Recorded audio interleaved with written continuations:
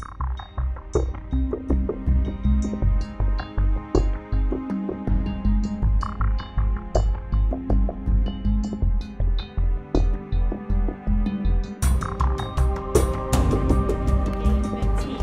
before we begin, if you wouldn't mind just taking a moment to go around, introduce yourself, and state what agency you are representing, and then I'll get started with the brief presentation. Ms. Cross, would you please start? I am Elizabeth Cross. I'm one of the assistant principals here at School 19. Margaret Donlin. I'm an English teacher and intervention support teacher for the middle school here at 19. I'm Rebecca Cranmer. I'm the kindergarten teacher here. John Boutte. I'm with the Southwest Common Council Education Committee and 19th Ward Schools Committee. Welcome. Amanda, can you skip to the front? I'm Amanda Smith, and I'm with Greater Rochester Health Foundation and the Healthy Futures Liaison here at School 19. I'm Jane Fowler-Morse. I am from Geneseo. We've been partnering with School 19 for quite a while, and we're continuing. Oh, hi. I'm Alicia Bell. I'm the parent liaison here at School 19. Oh, great. Sheila Caterly. I'm the center director for the Flint R Center downtown. Oh, good. Dan Hurley. I work at Central Office with the Office of School Innovation. We're going to go to the back. Eleanor, would you mind jumping in just your name and what organization you're representing? Eleanor Coleman. I'm with Catholic Family Center's Youth Build Program and also with the Southwest Education Committee. Thank you. We're going to go to the back to Matt. My name is Matt Liston. I work with the Gandhi Institute for Nonviolence. My name is Kit Miller. Me too. Jennifer Gardner. I teach middle school science here. All right. Thank you for the introductions, and thanks again, everyone, for coming to support School 19 as we enter our first year of receivership. So my plan for this evening, and I'm open to suggestions, is to basically talk about what a CET team is and to walk through the PowerPoint presentation that we're going to experience when we go downstairs to the receivership public hearing. So if there's anything that I can answer, please feel free to interrupt. It's very informal. And one thing, if you could possibly be thinking about what day of the week works best for you and what time as we prepare to have future CET meetings. Any questions before we begin? Yeah, one thing I can say is I hear that the 16 school is having theirs on the 16th, so on the, the 11th, the next Monday. So if you can not have it Monday. Okay. Thank you. And John, I'll also make sure I connect with Ms. Clyburn over at 10. Okay, great. No problem. And Deidre Matthew. Okay, so we're going to start by me sharing our school vision. This is something that we do every day on announcements, and it's something that we also do in the cafeteria.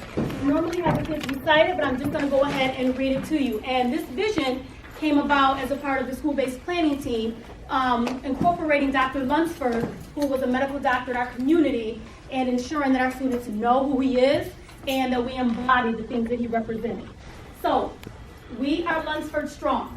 We are kind. We are leaders, we are dedicated, we persevere, we will change the world. And here at 19, we truly believe that we and our students and our community will in fact change the world. So, what is a CET team? It's a community engagement team, and it's a group of community members, parents, and staff that meet regularly to develop recommendations regarding the implementation of school receivership. Also, within this work, the team will discuss ways to improve quality through regular reflection on our SIG, which is a school improvement grant plan, and implement our goals. Lastly, after collecting the public input, which will happen today at the hearing, the team will create an addendum document to the SIG plan to incorporate or not incorporate this input. So essentially, after we receive input from tonight's meeting, we'll come back and we'll chart it, and we'll come together as a team to see what ideas are feasible to implement or put into our plan and what ideas we're unable to do at this current time.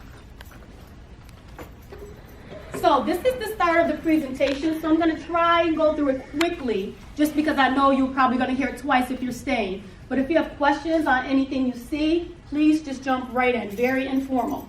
Any questions so far? Welcome, Omar. You want to introduce yourself quickly? My name is Omar Simmons, and I want to help home crisis intervention. And I think I saw Carla walk in. I'm Carla Romero. I'm one of the instructional model support coaches. And I think Carla walked in. Yep.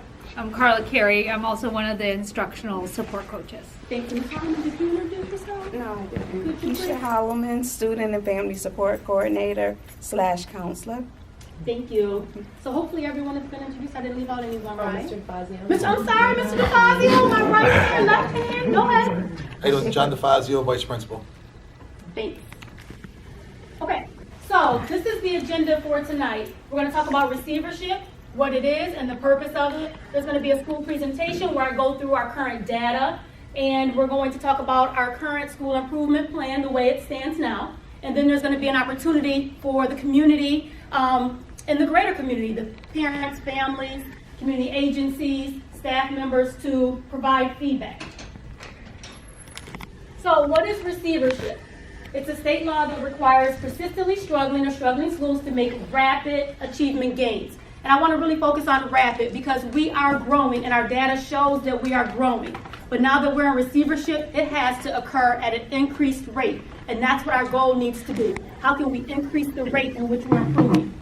If schools do not meet improvement targets within 1 or 2 years, rapid again, the district is required to appoint an outside receiver approved by the states for one, because they didn't meet one component of their metrics.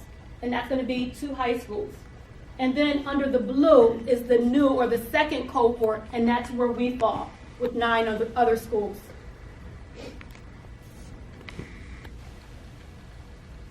So there is a timeline that we must follow. So by February 18th, 2090, receivership schools must have communicated the school status. So that's already been done through robocalls, through a parent letter, and it's also been publicized on our website. Establish a school community engagement team. Thank you everyone, because you are the team, so I appreciate all of you being here. And then conduct a public hearing, gathering feedback from the community, which is occurring tonight. So right now we have met everything, well soon, at the end of the evening, we would have met everything on the timeline. So the purpose of the hearing is to talk about the school improvement plan and our status, to talk about what the community engagement team does, and to combine those things to come up with a receivership plan. We are implementing restorative practices for our social emotional component, and we are currently a CSI receivership school. What's that? CSI. You're gonna help me, Dan? Because it used to be priority and it just changed names. Comprehensive School improvement. Yes. Comprehensive school improvement, and it changed because it used to be classified as a priority school. So that's new language. It just changed with asking. ESSA, the new ESSA regulations. They The new changed what? it's the state. Yeah. Thank you for asking. State And regulations. feel free to jump in with whatever questions that you have. So, our percentage of students in poverty, 94.2. And then the percentage of students that are English language learners is 5.4%.